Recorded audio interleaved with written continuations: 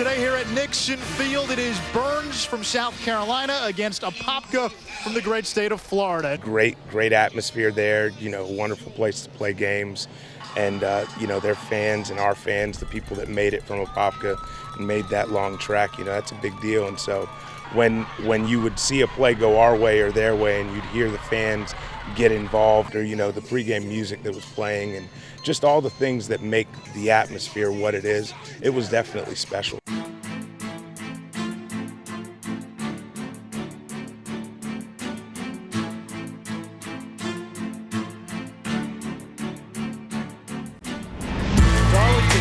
Downfield wide open. Daquan Isham on the reception for the touchdown. Bentley to the air, and he's got McCann for a touchdown. Darlington fakes it, now hands it off to Ray Smith around the left end. Smith gets a block. He's got some daylight. Ray Smith, nobody in front of him. Touchdown Apopka. Isham slips the tackle, slips into the secondary, and into the end zone for an Apopka touchdown. Lyrics Clue with a couple of nice moves. He's got a couple of blocks upfield. Clue. Nothing but daylight in front of him. 90 yards. Special teams with a spark for Burns. And that's nearly intercepted by Robert Thomas. Bentley for the end zone. Touchdown, Burns. Metters his second TD of the game. Play action here for Darlington. He's in trouble and down he goes. Back at the 26-yard line. A loss of 11. Avery James with the sack. Zach Darlington gets shaken up after that play. Well, obviously I was concerned, and talking to him on the sideline, he was not in a good situation, but all of a sudden he was back to normal, and so we held him out for the rest of the half. Bentley back to the air. Throws, and that pass was tipped, and it's incomplete. 3rd and goal. That's to the end zone, and that's another touchdown for the Rebels. Let's see if Apopka decides to call one more play. It looks like they're going to let time run out.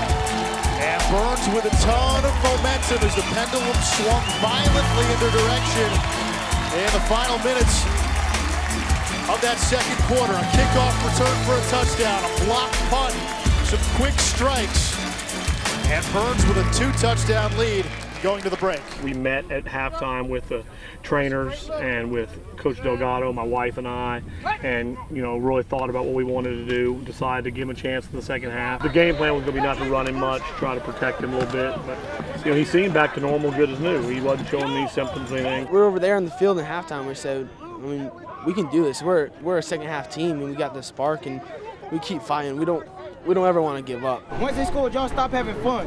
Have fun. Execute what you know. We got one shot to come back from this, all right? Exactly. This is going to prove what kind of team we are for the rest of the season. You coming back. Show them how we do it in Florida. We coming back. Finish on 3. Finish on 3. 1, 2, 3. Finish.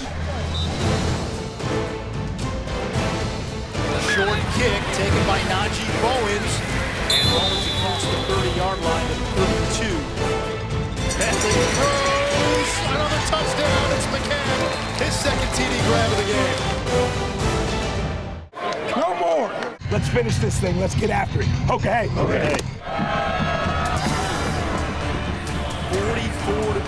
Burns on top of Apopka. Isham faked the handoff. He still has it across the 30. There's the speed into Burns territory, and there goes Daquan Isham.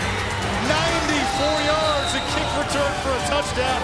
And boy, did Apopka need that in the worst way.